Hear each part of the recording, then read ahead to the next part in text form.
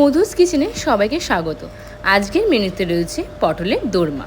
প্রথমে পটলগুলো হালকা করে চোকলা ছাড়িয়ে নিয়ে ভিতরটা এইভাবে কেটে নিতে হবে।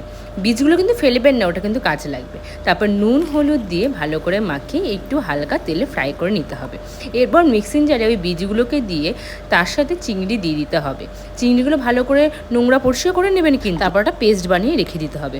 অন্যদিকে কড়াইতে পেঁয়াজ কুচি দিয়ে হালকা ফ্রাই হয়ে গেলে ওর মধ্যে আদা রসুনের পেস্ট, তারপরে নুন, হলুদ, জিরে গুঁড়ো, ধনে গুঁড়ো এবং সামান্য একটু লঙ্কার গুঁড়ো দিয়ে পেস্ট করে রাখা চিংড়ি মিক্সচারটা দিয়ে দিতে হবে। তার সাথে দিয়ে দিতে হবে নুন, হলুদ, জিরে গুঁড়ো, ধনে গুঁড়ো, লঙ্কার গুঁড়ো।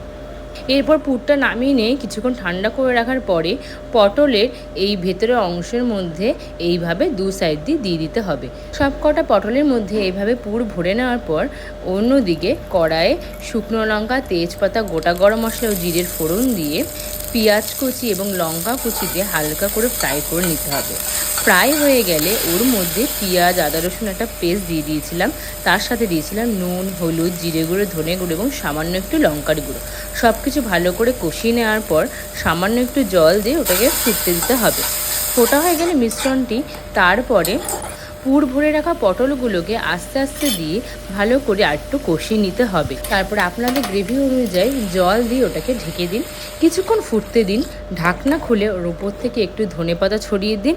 ব্যাস, আপনাদের রেডি পটলের দোরমা। এই রেসিপিটা আপনাদের কেমন লেগেছে জানাতে কিন্তু ভুলবেন না। ততদিন ভালো থাকবেন, সুস্থ থাকবেন, মজাদার রান্না করে খেতে থাকবেন।